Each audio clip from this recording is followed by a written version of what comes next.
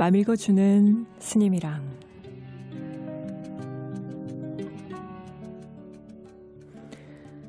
맘 읽어주는 스님이랑 마음취학교 영성북클럽과 함께하는 책 읽기 코너입니다. 그대 길에. 작년 12월에 이어 새해 1월에도 김선우 작가의 발원, 요석 그리고 원효라는 소설을 여러분과 같이 읽고 있습니다. 네, 제가 아주 요즘 열일을 하고 있죠. 네, 목소리 연기로 혼신을 바쳐서 하고 있는데요. 좀 더 몰입도 있게 여러분께 다가가시는지 모르겠습니다. 오늘도 게시판 글쓰기로요. 들으시면서 같이 이렇게 감흥을 남겨주시니까 너무 좋더라고요. 여러분의 활약을 기대하면서 함께 듣겠습니다. 아시죠? 이 소설이 오늘 마지막 시간입니다. 아쉬운 마음 담아서 같이 읽습니다. 지난주에 어떤 장면이었나요? 요석이 원효 스님에게 편지를 보냈죠. 이복 동생 휘소를 통해서 요석의 편지를 전해받은 원효. 바로 단이의 묘로 서둘러 가게 됩니다. 기억나시나요? 네, 황룡사를 지으면서 희생된 아버지의 그 극락왕생을 발언하는 기도를 하고 싶어서 네, 황룡사 그 대탑 위에 올라가서 거의 1인 시위를 하다가 떨어져서 죽게 된 단이. 그 단이의 묘는 관천대라는 것으로 쓰이고 있었습니다. 여왕의 명으로 백성들이 거기에 올라가서 자신의 그 현실 그리고 나라님한테 하고 싶은 말을 마음껏 할 수 있게 했던 그런 곳이었는데요. 실은 우리 지금 시대로 말하면 광장 같은 곳이죠. 그런데 실제로는 그냥 관천대, 그냥 하늘 보는 그런 곳으로만 쓰여지고 있었습니다. 아무도 거기 올라갈 용기가 있는 백성들이 없었죠. 이런 시절에 단이의 묘 맨 상부에 원효가 우뚝 섭니다. 두 장의 큼직한 광목 두루마리를 원효는 양손에 각각 저 아래를 향해 떨어뜨려요. 그 두루마리엔 이런 글귀가 쓰여져 있습니다. 수허 몰가부 아작지 천주.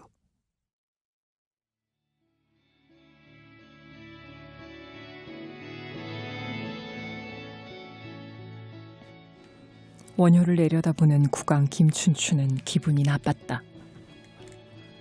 현실적인 부와 권력의 질서는 도끼를 움직이는 자루이다.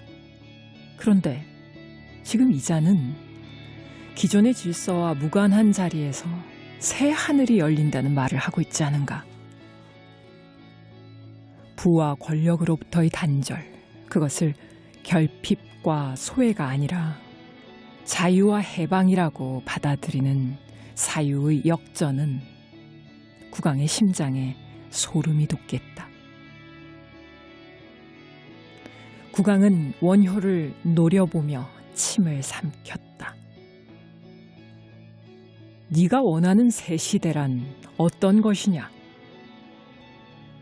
모든 중생이 번뇌를 벗고 해탈에 이를 수 있는 큰 수레의 시대를 그리워하고 있습니다. 과인 또한 그러하다. 삼한이 일통의 위대한 신라가 그런 시대를 열 것이다. 부처를 이루는 일에 국경의 경계는 의미가 없습니다. 그렇지 않다. 신라의 부는 신라의 부, 백제의 부는 백제의 부일 뿐, 신라가 살고 부유하기 위해서는 고구려 백제를 쳐야 한다. 새 나라가 한 나라가 될 수도 있고 새 나라가 5 나라가 될 수도 있지만 백성이 평안하지 않는 땅이 불국토가 될 수는 없는 일이라 새기고 있습니다. 왕이시여, 지금 필요한 것은 전쟁이 아닙니다. 부처님의 연기론을 기억하소서. 연이라는 타자를 나라는 존재 조건으로 삼는 원리가 바로 연기입니다. 삼남안상은 서로 의존하여 생깁니다. 국가의 존재도 그러하다고 소승은 여깁니다. 그만 그 입 다물라. 너는 반역죄에 해당하는 말을 하고 있다.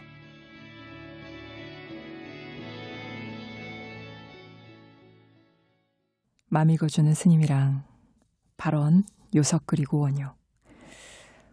원효 스님이 그 관천대에 올라서 탁 떨어뜨린 그 두루마리의 그 구절, 바로 그 유명한 개송이죠.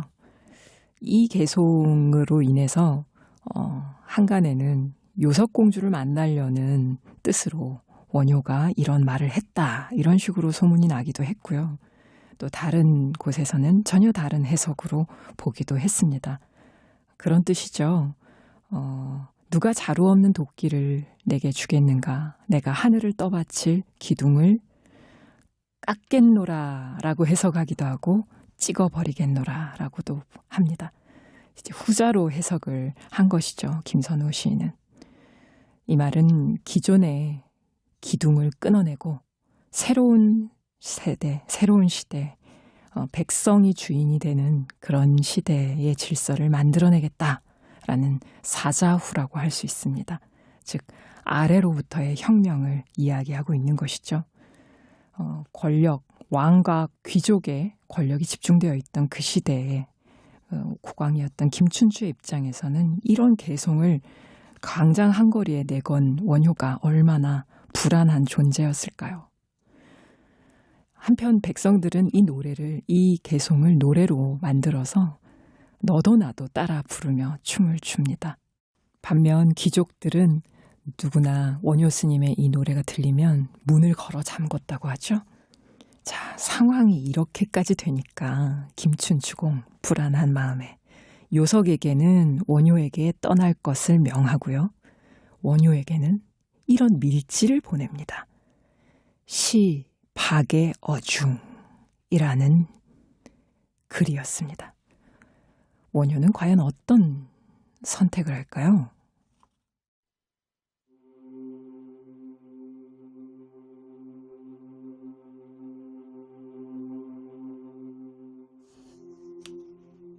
법당 군단 비밀 병영에서 초주검이 되어 돌아온 그를 맞이하던 요석이 떠오르자 원효의 감은 눈에 눈물이 고이기 시작했다.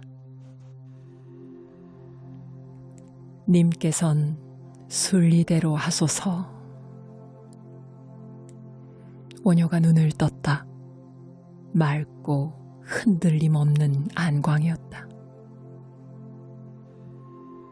원효가 일어나 뚜벅뚜벅 금당을 걸어 나왔다. 원효가 금당 마당 흙바닥에서 대안에게 삼배를 올렸다.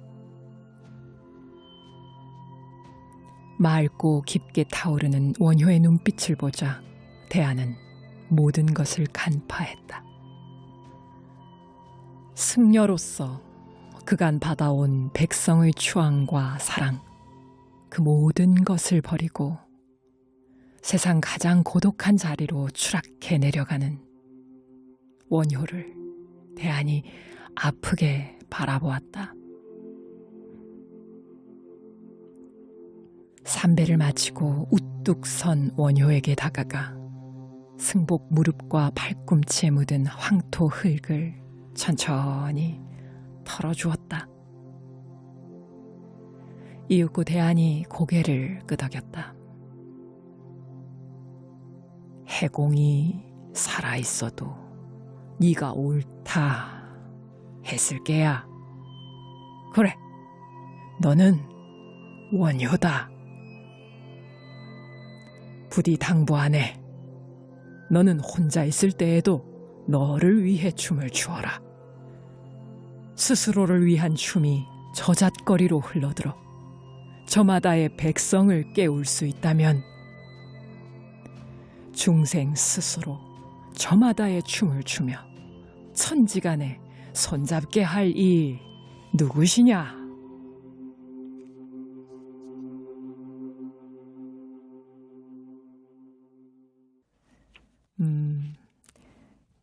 그렇게 원효는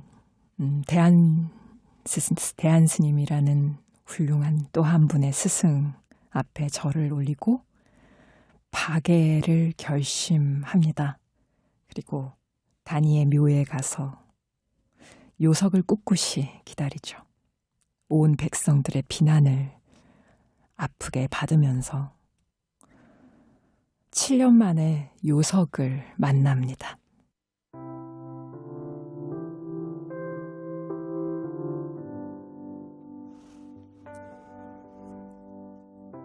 그대가 나를 품어준 오랜 시간이 없었다면 나는 지금의 내가 되지 못했을 겁니다.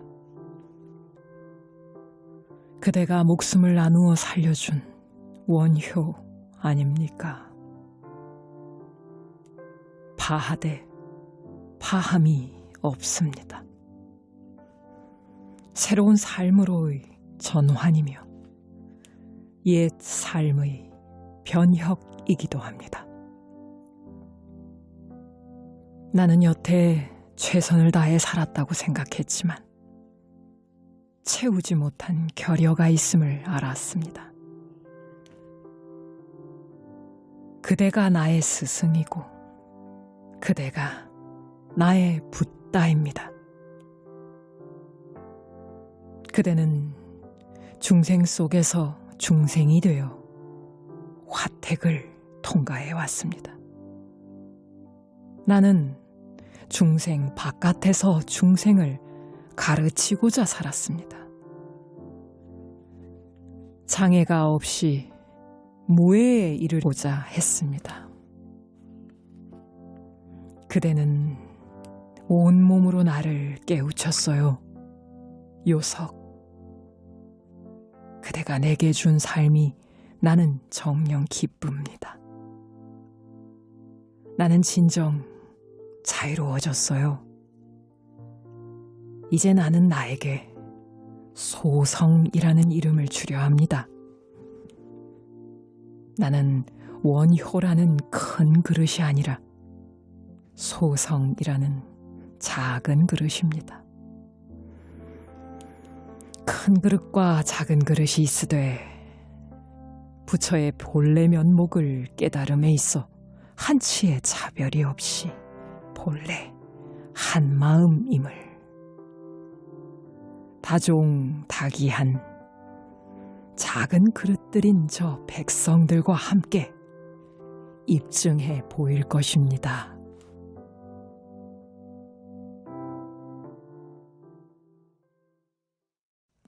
이런 표현은 어떨까요? 진짜 멋진 남자죠. 요석이 반할만 합니다. 어릴 적에. 요석과 이렇게 파괴를 하게 되었지만 다시 좋은 이별을 하게 되는 장면인데요. 원효 스님은 파괴 후 자신을 원효가 아닌 소성거사라고 스스로 칭합니다. 작은 그릇이다. 그런데 이 작은 그릇은 저 백성들의 다양한 성품을 가진 백성들 속으로 들어갈 수 있는, 그들을 담을 수 있는 작은 그릇이죠. 이 작은 그릇들로 벌어지기 전 본래 한마음, 일심에서 뻗어나가는 자리입니다. 일심이기 때문에 무해하고 장애가 없고 걸림이 없고 무해이기 때문에 모든 쟁론을 화합시킬 수 있는 화쟁으로 나아갈 수 있게 됩니다. 요석은 그 길에 원효에게 큰 스승이었던 것입니다. 요석과의 7년간의 만남을 뒤로 하고 원효는 어느 작은 마을로 들어갑니다. 그곳에서 자신만의 속도로 이 작은 발걸음을 떼기 시작하네요.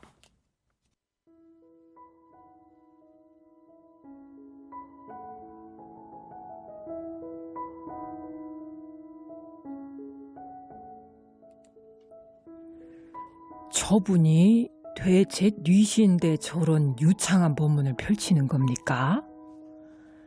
글쎄나 소성이라 한다던가? 이 마을 사람들은 모두 소성처사라 부르지. 아이고, 살뜰한 작은 그릇이지 얼마나 일을 잘하는지. 암만 우리 집 초가이 형도 새로 얹어놓은 모양새 좀 봐. 10년 묵은 체증이 쑥 내려간다오. 암만 우리 어머님은 나무 아미타불 연불로 화병을 고쳤다네. 작은 그릇 소성거사가 매일매일 지극정성으로 연불을 일러줘 주셨거든. 작은 목소리로 조용히 주고받던 소성거사에 대한 이야기들이 이젠 웅성웅성 커지고 있었다. 다음 날 저녁 원효가 마을을 벗어날 때 수파현이 그를 뒤따랐다. 형님, 크고 작은 아미타림이 점점 많아지면 그때면 신라 백성들이 골고루 화평할 수 있을까요? 글쎄다.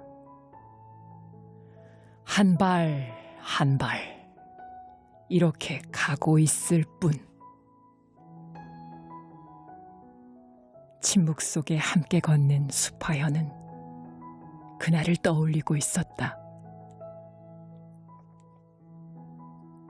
랑이여, 저 같은 것 때문에 살아만 있거라. 살겠다는 의지를 버리지 말거라.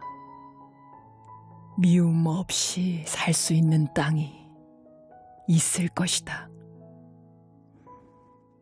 그 땅은 어디에 있습니까? 찾아내겠다. 모순이 들끓는 바로 거기에서.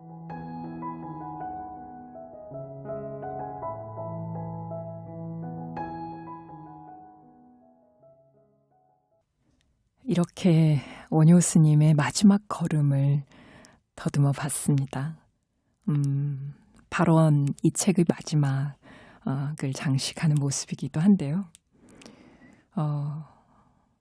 신라 백성들이 골고루 화평할 수 있는 길, 크고 작은 아미타림 공동체들이 이 세상에 점점 많이 생기면 그게 가능할까요? 라고 여쭈니 반드시 그런 땅을, 미움 없이 살 수 있는 그 땅을 찾아내겠다. 모순이 들끓는 바로 여기에서라고 대답을 하셨습니다. 바로 화쟁이죠. 대승기신론도 그리고 금강산매경도 원효 스님이 론과 소를 쓰셨죠.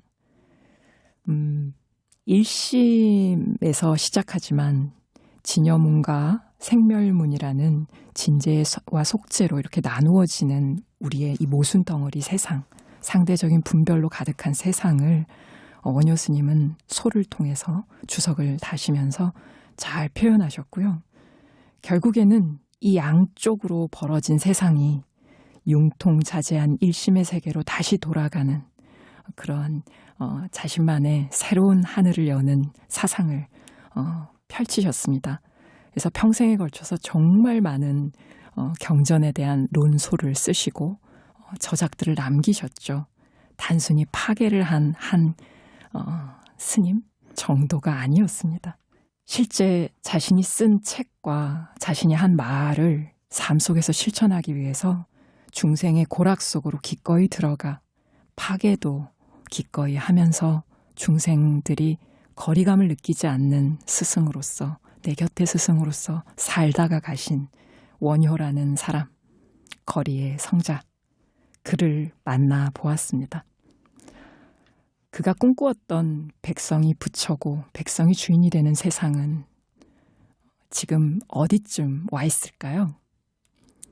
짧은 시간이었습니다. 겨우 2달. 책으로 꼭 확인하셨으면 좋겠어요. 저희가 아무리 들려드린다 해도 부족함이 많았을 겁니다. 발원이라는 소설은 정말 역작이고 저는 이 책이 언젠가 노벨 문학상이라도 좀 받았으면 하는 바람이 있습니다. 여러분 그동안 어떻게 들으셨을까요? 여러분의 이야기가 정말 듣고 싶은 이 순간이네요.